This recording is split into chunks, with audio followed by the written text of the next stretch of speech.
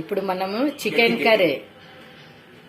కర్రీకి కావాల్సినటువంటి ఇంగ్రీడియంట్స్.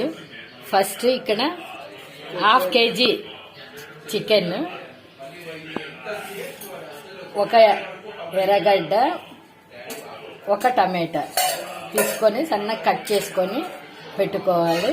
ఇప్పుడు మనం చికెన్ ఒకసారి బాగా శుభ్రంగా నీటితో కడిగి దాన్ని క్లీన్ చేసి పెట్టుకోవాలి.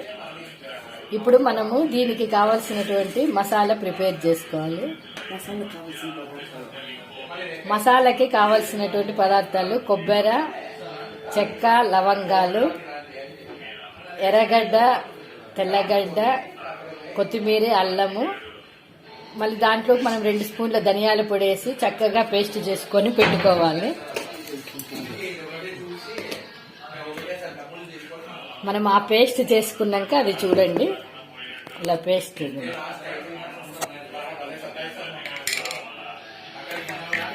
ఇదంతా మనం ప్రిపేర్ చేసి పెట్టుకొని దీన్ని పక్కన పెట్టేసుకొని ఇప్పుడు మనము కర్రీ ఎలా చేయాలో నేర్చుకుందాము. ఫస్ట్ కుక్కర్ పెట్టి దాంట్లో 3 స్పూన్స్ ఆయిల్ వేసుకోవాలి. 3 స్పూన్స్ ఆయిల్ వేసుకొని దీంట్లో లవంగాలు, చెక్క ఇవి వేగిన తర్వాత ఎర్రగడ్డ వేసుకోవాలి. సో ఇలా కలపాలి అంతా, అది ఎర్రగా అయ్యే వరకు కలపాలి. ఆ తర్వాత ఏం జరుగుతుందో చూద్దాం. టమాటాలు వేయాలి. సో ఇలా కలపాలి అంతా, అది ఎర్రగా అయ్యే వరకు కలపాలి. ఆ తర్వాత ఏం జరుగుతుందో చూద్దాం. టమాటాలు వేయాలి. అందరూ ఎవరు పడితే వాళ్ళు వస్తారు.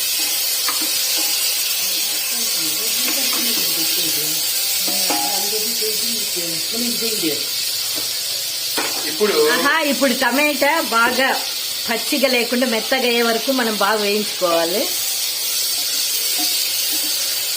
దీన్ని చూడండి, బాగా వేయించుకొని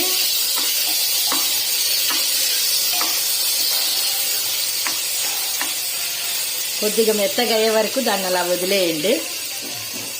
ఇప్పుడు మనం దాంట్లో మసాలా అంతా వేసుకొని బాగా వేయించుకోవాలి.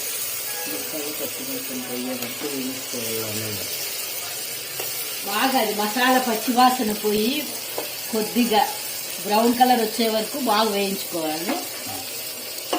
ఒక 10 minutes ఇది బాగా వేయించుకొని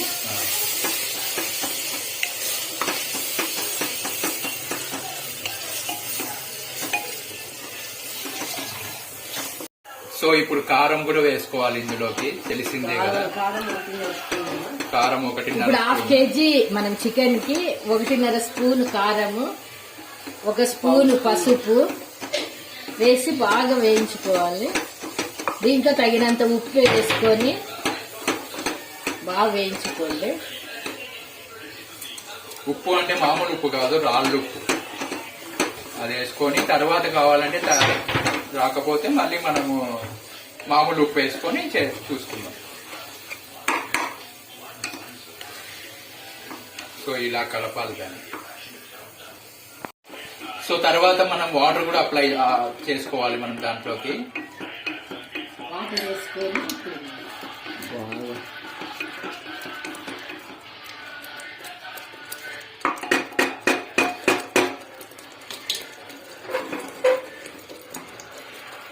ఇప్పుడు చికెన్ ముక్కలన్నీ దాంట్లో వేసేసుకొని బాగా 3 విజిల్స్ పెట్టుకొని కుక్కర్లో బాగా ఉడికించాలి.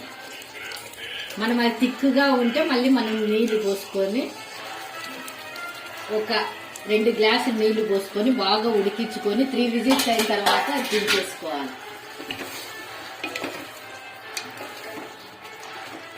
సో ఈ కుక్కర్ మాత్రం ఎక్కడ కొన్నామో అడగద్దండి, ఎందుకంటే మీషోలో కొన్నాం మేము.